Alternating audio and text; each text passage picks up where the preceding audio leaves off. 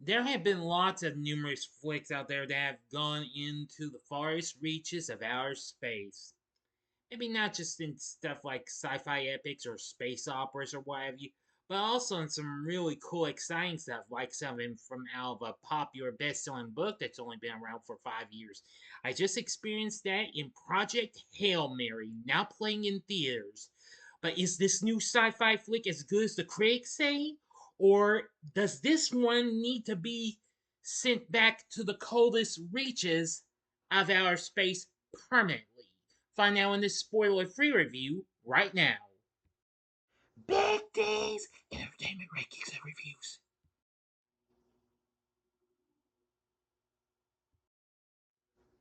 So, greetings, my fellow YouTubers, and welcome again to Big D's Entertainment Rankings and Reviews. I'm the Big D, and this time around, I bring to you a spoiler free review of the 2026 sci fi adventure flick Project Hail Mary, released by Amazon MGM here in the US and Canada, and by Sony internationally. Produced and directed by Phil Lord and Christopher Miller, written by Drew Goddard, based on Andy Weir's 2021 novel the same name, starring Ryan Gosling, who also produced the film, along with Sandra Huller, James Ortiz, and Lionel Boyce. The film follows the story um, of a teacher who awakens on an interstellar spacecraft with no memory of how he came to be there. This film was just now released, and let me tell you, it's gotten a ton of good response and what have you. Definitely. Anyway, now, of course, with spoiler-free reviews, I'm only giving you a tiny bit or a little bit of this story. So brace yourselves. Ryland Grace awakens from a coma on a spacecraft, initially erratic, with retrograde amnesia. Grace discovers that he is the sole survivor of three and that he is light years away from Earth in a distant star system. He slowly remembers that he is a middle school science teacher and former molecular biologist. Scientists observe the sun dimming, coinciding with the formation of an infrared line from the sun to Venus called the Petrova line. The dimming caused by a microorganism known as the astrophage exponent, exponentially increasing its population on the sun's surface will result in a catastrophic global cooling of Earth within 30 years. Government agent Ava Stratt asks Grace and other scientists to study astrophage. So Grace discovers that this astrophage is a cell which is impenetrable to any form of electromagnetic radiation and that it breeds on Venus via the planet's carbon dioxide and energy from the sun. Others find this to be a very effective and volatile fuel source. An astrophage has infected other stars. Stratt discloses Project Hail Mary, a plan to send a crew on a suicide mission to Tau Ceti, the only unaffected nearby star. The Hail Mary spacecraft only has enough astrophage as fuel for a one-way trip, but will carry probes to send the crew's findings back to Earth. Now, that's all the story I'm going to give to you. If you want to know the rest, then see this movie. Now, I will give one more thing. During this, Grace actually encounters something really strange on the spacecraft, which the spacecraft docks a tunnel as it approaches Grace, and docks a tunnel made of xenonite, which is solid xenon, to Hail Mary. And the pilot of the airship is a rock-like five-legged alien from 40 Eridani, whom Grace names Rocky after the Aryan's form in Rocky Balboa. There, now you know just a little bit. But that's all the story. But this time for realsies, that's all the story I'm going to give to you for realsies. Now, my thoughts on Project Hail Mary. I have to admit, this is very good. Now, it's a shame I failed to include this on the films I wanted to see for the first half of this year because I thought this was opening later in the year, so I made a mistake and not included it. But after watching this, I've realized I just wasn't aware until just seeing more trailers for it. And after coming out of the theater to see for those of you who saw my out theater reaction a few hours back, I must say it was pretty awesome. Now this is based on the story of the same name by Andy Weir, who also wrote The Martian, which would also be a movie over a decade ago, which I have yet to review that. I need to review that if I ever get a chance to rewatch it. There might be easy ways to catch it, but we'll see. Anyway, this film's pretty good and what have you. I gotta admit, it has an exciting feel to it. It's kind of a little strange though in some parts, but very exciting, very epic. Well, factually epic. But anyway, I have to admit, it's really good. So anyway, the film's reviews are absolutely really good. The film has a good score on Rotten Tomatoes with 95% saying it's a visually dazzling space odyssey that's carried along effortlessly by the gravitational pull of Ryan Gosling as most winning. The film is a near miraculous fusion of smart and heart. Metacritic has a score of 77. An audiences surveyed by CinemaScore gave this a positive A. Well, an average.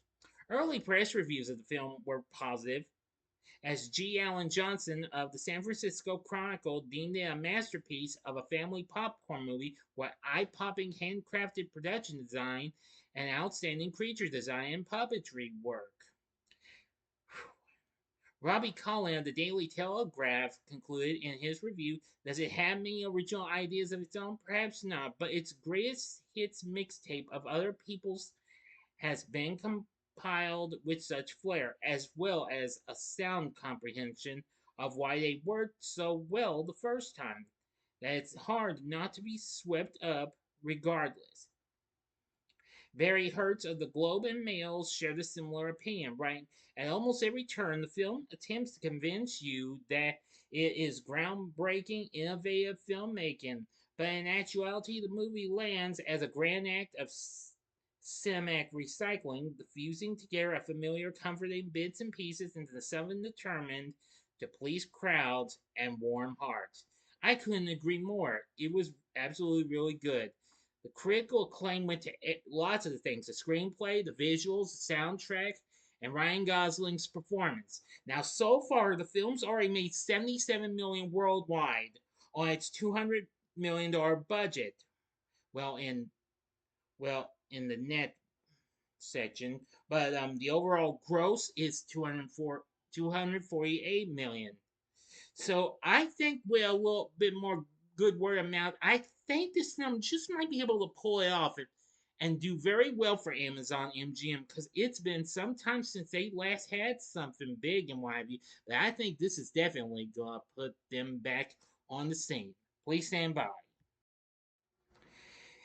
Now, I must admit, while I've never read the book, though, but I will say this film has enough potential to make it feel like you're actually reading the book. Sure, it might have omitted some stuff from it, but hey, it's perfectly fine. I mean, y'all be the judge and what have you, but I will say it's very, very exciting. Now, of course, this has a good soundtrack to it that included lots of things. One song that really surprised me was hearing Sunday Morning Coming Down. I'm sure a lot of you are familiar with that song, but this is the first time I heard it. Well, actually, it's the second time. And hearing by the actual man who actually wrote the song, the late, great Chris Christopherson. That was really something. Anyway, Daniel Pemberton did the film's score. He had recently worked with Lord and Miller on both Spider-Man Into the Spider-Verse and its sequel. And this is the first film Lord and Miller have directed to not be scored by Mark Mothersbaugh. There are lots of other songs on here, including Harry Styles' Sign of the Times and the Beatles' Two of Us as well. So you've got to admit, this has good music. Now, for the visuals and what have you, I'm gotta say they are absolutely very beautiful, very amazing. What have you? I like the atmosphere of a space thing, and I have to give it credit. This is just like any other kind of space flick I've seen, even when I compare it to other films that I've seen, maybe classics like 2001: Space Odyssey or even The Martian. But of the whole, I found the visuals in Project Hail Mary to be exceptionally very good. And that's no lie. For the cast we have playing Dr. Ryland Grace is Ryan Gosling, who also produced the film. I gotta say, he's absolutely very good. This is one of the best performances he's given. I mean, ever since I've seen him in films like Barbie and The Fall Guy, he does an amazing job on this. This is absolutely really good. Now playing Eva Strat is Sandra. Okay, Sandra Huller. Yeah, it could be pronounced or Huller. Huller. Yeah, it's not Huller. It's Hyler. Excuse me. Now she does a pretty good job on her performance. She does very good. Now I'm checking to see if I've seen her anything else.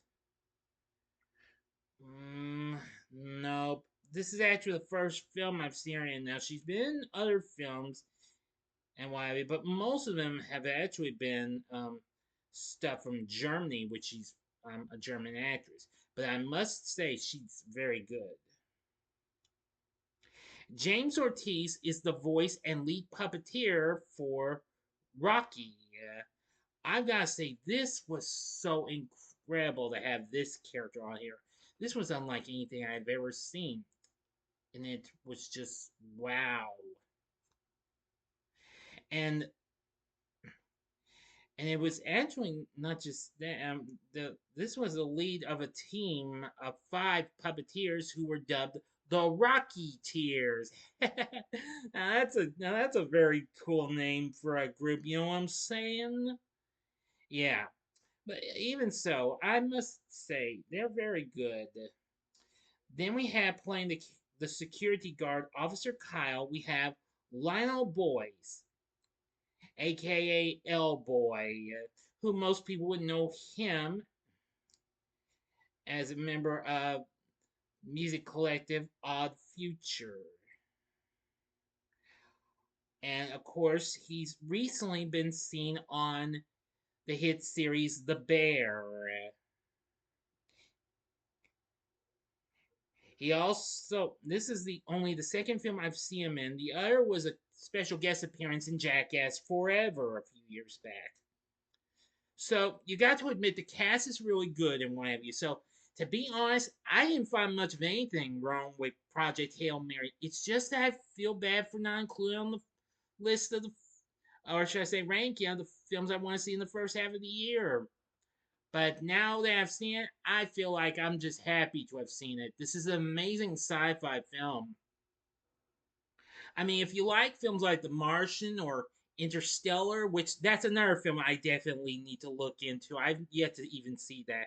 Then I think you're gonna feel right at home with Project Hail Mary, or maybe if you've seen other classic sci-fi films like, well, of course, 2001: Space Odyssey, another film I still have not reviewed. I'm long overdue to review that.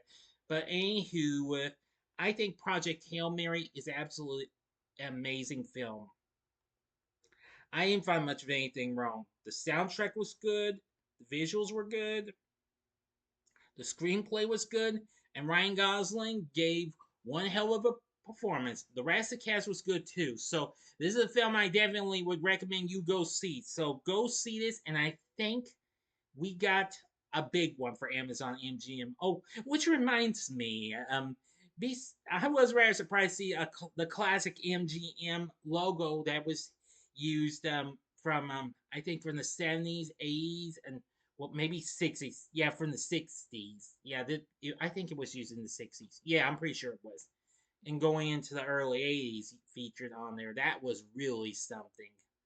Definitely. But anyway, go see Project Hail Mary. I think you're going to like it. For my score, I give Project Hail Mary 5 stars, which means on a scale of 1 to 10, it gets a 10. So, what did you think of Project Hail Mary? Have you seen this film yet? If so, let me know in the comments section below. If you like this video, click the like button, subscribe, click the bell for notifications, and be a part of the Big D Nation. Continue to help support my channel, and you know the rest. Join me next time when I bring to you another spoiler-free review, and it'll be on the recent hit Predator Badlands.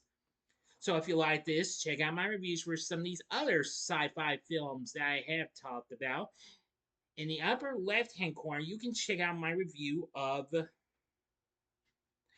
Star Trek, the motion picture from 1979, or go to the upper right-hand corner and see my review of the Star Trek reboot from a few years back. Or if you would like maybe another film from the duo of Lord and Miller, go to the bottom left-hand corner and see my review of their 2014 classic, The Lego Movie. Which reminds me, there's actually a model of the Hail Mary spacecraft that was recently done by Lego as part of their Lego Icon series. That's pretty cool. In the bottom right hand corner is the button you can click to subscribe. If you like rankings and reviews on movies, TV, music, video games, etc., then I'm your guy. Thanks for watching. Until next time, I'm the Big D saying, see ya.